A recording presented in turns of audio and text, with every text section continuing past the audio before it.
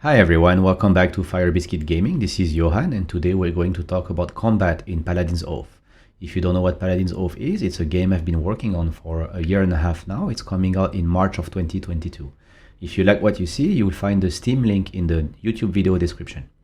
Alright, today let's look at the tutorial for battles. So once you launch the game, you go into tutorials. You can see there are a bunch of them. We have covered the previous one around movement, followers, and market and interactions in other videos, so I highly recommend you check out those because I will not cover the basics again. I will go straight into the battle concepts. So you just select the tutorial and then let's get started. Okay, so once the battle scene is loaded, you can see a lot of different things on the screen.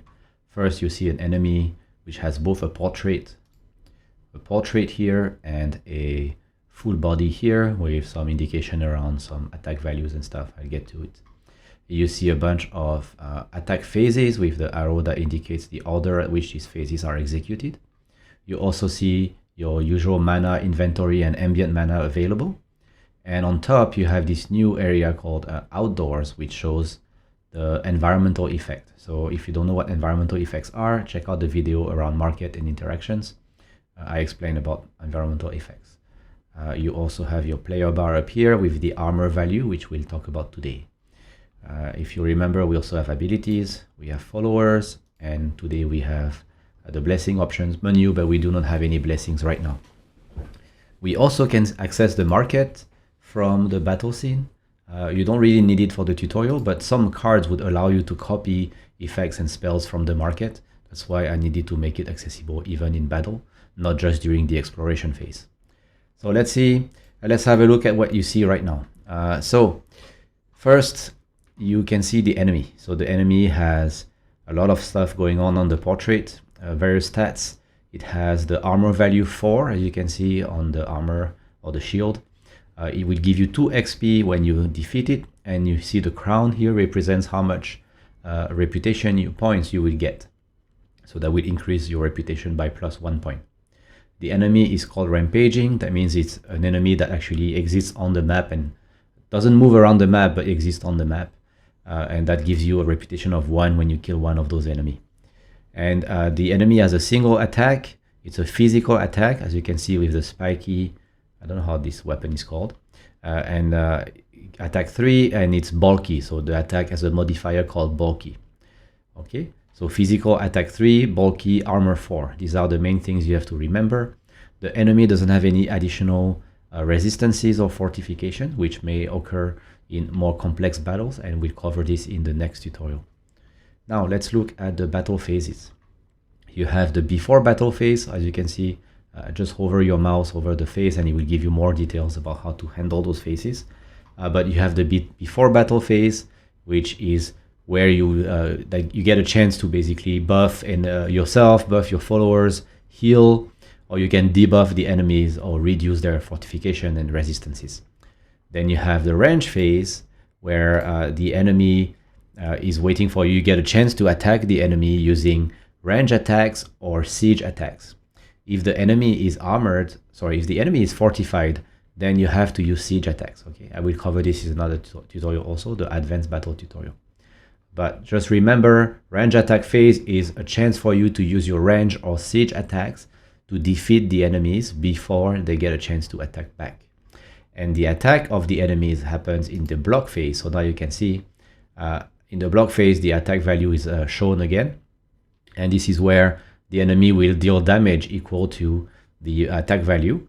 The damage is dealt in a specific way where first it deals damage. So you take a wound and then you deduce your armor to the attack value. So 3 minus 2, that's 1. It's still above 0. You take a second wound, right? And then you reduce again. And you can see it's less than 0 now, or 0, then you don't take another wound. So if you do not block that enemy, you would end up with 2 wounds in the next phase. So now you go to the attack phase. I can see I actually indeed have 2 wounds in my deck. So if I switch between this and this, you can see I'm taking the wounds in between the 2 phases. Then the attack phase is similar to the range phase, where you can use all of the attacks that you have, but you are not restricted to range or siege. You can use any kind of attack to defeat the remaining enemies. So the enemies might have been killed in range, they will not show up in attack phase. Of course, they will not attack you in the block phase. So you have an incentive to try to kill enemies in the range phase so that you don't need to block and attack back. And finally, the after battle phase. This is where you can see the tail of your battle, where I describe with plain English, what happened during the battle and whether you succeeded or were defeated by the enemies. So you are defeated if the enemies are still alive at the end of the battle. To be precise, depending on the location, so if it's an outdoor location, so you're fighting outside of any location, then you are defeated if any enemy remains. But if you're fighting inside a location, let's say you're trying to conquer a mage tower or you're trying to conquer a temple, then you have to defeat the enemies inside. The enemies that are around the temple or around the location do not matter. Okay. Then you can see your status. You can see here I actually took 2 wounds and my reputation XP level did not change because I did not defeat anybody. Okay, and it shows you undefeated enemies here. So these are 5 phases to battle, and you can see I can freely move in between them, right? I can go from attack to range to block and after battle. So if you remember from the previous tutorials, the power of this game is the ability to undo. And actually it's very powerful here because I will be able to use cards to set up a certain battle configuration and then undo it if I'm not satisfied with the outcome. Then I can change it again. And when I'm satisfied, I go to after battle and I leave the battle in whatever the state the battle is. Okay, so I can check my status and see, okay, I'm happy with the outcome. Then I commit the result myself by leaving the battle. All right. Now let's go through one more thing. It's called the effect pool here. You see this a panel on the left side called available effects. Basically, when you played cards in the previous tutorials, then the effects like movement 2 or leadership 4 or whatever were directly applied to your player. So these are point based cards and they automatically manage for you.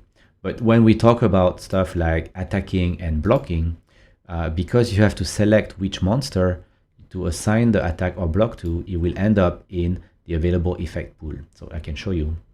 If I click on move 2, remember this, I just activate the effect. It shows up here automatically and it's activated for my player, right? If I don't want to do this, I undo. And now I want to use my range attack 3. I just select this, select my range attack 3. Remember, I need to pay mana for the bottom actions. Select and activate, and it shows up here in the left side panel. And now I can drag and drop and apply it to my monster. You can see it shows me the hand opening up, closed, opening up when I drop it into the monster. I can also click here and it will show me the effects that have been applied at this phase of combat into this enemy. And here I do 3 damage with my attack, but I need to do 4 damage, so that's not sufficient. So now let's look at the objectives for the battle. So the tutorial here is trying to teach us how to handle the various phases and how to undo and redo so that we can find a better outcome. So let's go through what we need to do. First, we need to generate enough range attack to defeat the enemy in the range phase. Okay, let's go with this. So range phase, I look at my enemy, it has an armor of 4. Okay, so what do I need? I need to do a range or a siege attack 4. What do I have available? I have a range attack 3 here as a bottom action, requiring a white mana. I have this one, doesn't have any range attack, just regular attacks, attack 2 or attack 4. I have this one, which gives me a range attack 1, or I can reduce an enemy attack, can be useful for blocking later. Range attack 3, or reduce an enemy attack by 1 or by 2. And then this one, regular attack here, a bit more block below. This one just gives me mana on top, or here allows me to power up another card, giving it +2 to the attack, block, leadership, or movement in generate. So quite powerful card. I love this one, or love this kind of card. And then you also have a follower here, which gives me attack, leadership, or movement. So I basically only have 2 cards that give me a range attack. I have this one called Frenzy, and I have this one called Acrobatics, right? Which gives me either 1 or 3. Okay. So if I want to defeat that enemy, I need to do at least, so match or exceed the armor value. Okay. One thing that's important here in this game is you cannot do, it's all or nothing. So if I cannot generate 4 range attack, let's say I only have 1 of those 2 cards, my max would be 3. If I cannot generate 4, I should not even try to beat it in the range phase. I should try to beat it in the attack phase instead. You can't just like half beat the monster and then finish it off in the attack phase. It's either I can do it all in this same phase, or I try all in the other phase. Okay, that's very important. And it's the same for blocking. You cannot just block half of the damage. Either you can block all of the attack, or you take the full damage value. Very important concept, all or nothing. So in this case, I need to match or exceed the armor value, which is armor of 4. So let's try to find a way to generate 4 range attacks, okay, at least 4. So option 1, I look at these 2 cards. I can use the top card that gives me range attack 1, and I can use a white ambient mana here to get range attack 4. So let's try this. I just do this. I select my range attack here. I don't need to debuff right now. Maybe I will need it later. I attack. And here, range attack 3. Pay 1 white mana from the source, or ambient mana up. And now I drag and drop 1, 2, and you can see it's been crossed out, it's defeated. I can also click here to see all of the effects applied on the monster if I need to. And then the shield has been broken, the enemy has been defeated, and I check the box. There was also another way to do it with the cool card that I mentioned earlier. So I can just click on this and then deactivate it, deassign it, sorry. And I can also deactivate this way if I want to. So instead of using a white mana, let's say I didn't have access to a white mana, I only had a green mana. Well, I could still do this. I could use this card, gain an advance effect, and I choose what kind of advance effect. Okay, so this one would just give me the advance action for free. This one will give me advance action for free with attack +2, block +2, leadership +2, or move +2. So I want to do attacks right now, so I will select the attack +2. I will pay with a green mana, activate it, and now I select which card I want to get for free and then buff up. So maybe this one, because I will need this for later maybe, I don't know. And I use this, and I get range attack 5 instead of 3. So remember, attack +2. I activate it, drag and drop, and done. So if I didn't have access to a white mana, I could still do this by using a green mana, powering up that other card. So I still end up using 2 cards instead of just one, but I could use a green or a white. So you see there are different ways of solving the situation. Now you can see my reputation will be increased after this, and my level will be increased by level 1, so I'll be leveling up. Now, next one, I'm supposed to block and then generate enough attack to defeat the enemy. So I will undo this first, undo. You can see I just clicked on this one. This one became undone automatically because this one was activated by this one. Okay, so you don't have to like manually do everything. The game will handle a lot of things for you. So now let's figure out how to block. So I can click on the enemy and I can see, first thing, there are no effects applied. The enemy will do 2 wounds to me. And I have multiple ways to handle this situation. First, it's a physical attack 3, right? So I need to be able to block 3. Option 1. I generate 3 blocks. If it was an elemental block, I will need to generate twice that amount of the opposite element of another element or the same one. So this one is a bit more complicated. I will cover it in another video. But the idea is physical attacks can be blocked by any kind of block, but elemental attack have to be blocked by the opposite element. So fire versus frost or frost versus fire. Everything else becomes inefficient and requires twice the amount of block to block it. So a fire attack 3 would require 6 physical blocks, for example. By default, if I look at my card, it says block 5. These are physical blocks. Otherwise, it would say frost block 5 or fire block 5 or something like this. Okay. So option 1 is I generate enough value to block this. Option 2, you can see this guy is bulky. So it has an attack modifier called bulky. And enemies with bulky attack modifiers are very heavy and can be slowed down by using movement. So if I use movement, I'll be avoiding part of that attack. So the way it works is I would generate movement. Let's say I generate movement 2. So now I have 2 movement available on top, and you can see the evade button just showed up. So I can click once. Now the attack value reduced by 1. I click a second time. Now the attack value is reduced by 1 again. And now I can just do a block 1 and I wouldn't take any damage. So we can do that right now as an example. Remember, I can use any card as block. So I could use this one, block 1. Okay, I drop this in and now it would be successfully blocked. Okay, so let's say I don't want to do this because my goal is to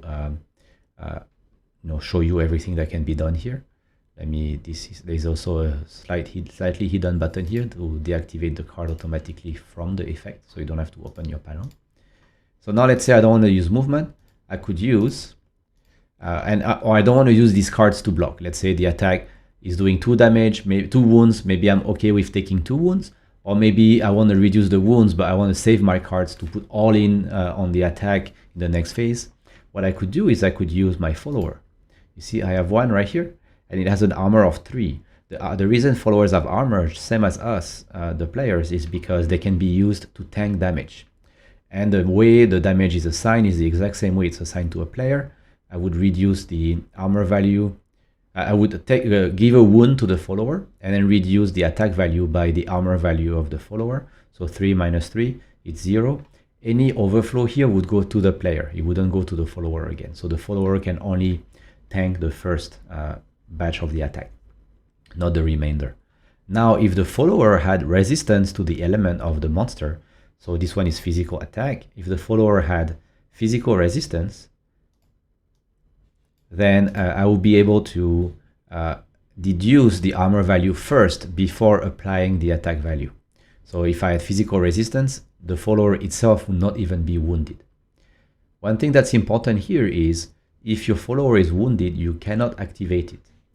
You can activate the follower before it gets wounded, get a wound, and then that's it. The follower will not die, will just stay here. You can heal it later, maybe using healing abilities, or maybe going to a location like a temple or a village to heal the follower and then use it again later. And some attacks have special modifiers like paralysis, which would actually destroy that follower, but you would see it in the attack modifier itself. So now let's say I want to assign that follower to tank the damage instead of me. I would just assign, select the follower I want to assign, and now I take 0 wounds. You can see my follower has been assigned here. The follower itself now can still be activated here, but on the next phase, he has a wound here. So you see, I could heal if I had healing points, which I do not have. Okay, so that's another way of handling the enemy. Instead of blocking it, I just let the attack go through, but I direct the attack towards the follower instead of myself. Again, any overflow points that doesn't fit the armor of the follower would go towards my character. If I don't want to tank again, I just remove it. Again, you see, assign, and easily remove it with the red cross. Okay. Now we want to block. So let's figure out how to block 3. It's quite easy. I have many ways to block this, right? I could use this green one again, like I did. But the goal is to block and then attack back. So we still need to have enough strength to attack it back. We need to be able to generate 4 attack value. So see my follower, what can he do? He can do block 2. Okay, let's do that. Let's do block 2. Boom. Now I block 2, drag and drop. So I need 1 more. And I can use anything else. I can use this guy, I can use this guy, or whatever. Or I could use this. See here? Reduce the enemy attack by 1. Give it to the enemy. And now my enemy is at attack 2. And my block 2 is sufficient. And you can see both effects have been applied. So now the enemy is 2. So you can see how there are many ways to skin this cat, right? You can really do many different things in this case. So solve the situation in different ways. And now let's finish it off. I go to the attack phase. Enemy attack -1, that doesn't change. We just need to defeat it with 4 damage. So let's see. Let's attack 2 here. All right, that's good.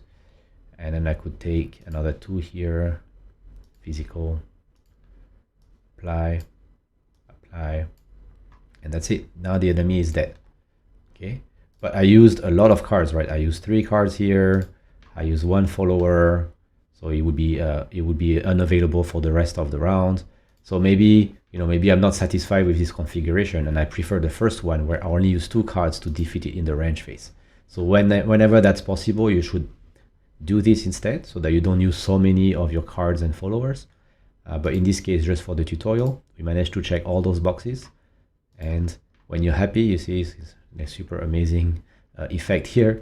The button is ready to go. The story is, the attack were diminished, and then it was exterminated by a mighty physical attack.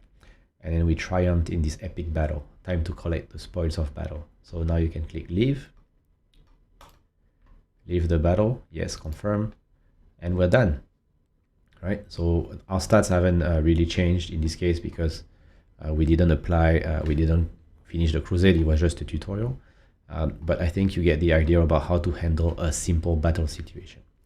All right, I hope you enjoy this. Again, if you like what you see, this was Paladin's Oath. It's coming out in March of 2022. I will provide a link in the Steam link in the YouTube video description. You can also check out the other tutorials to see more game mechanics around the Paladin's Oath. All right, thank you, and I see you in the next one.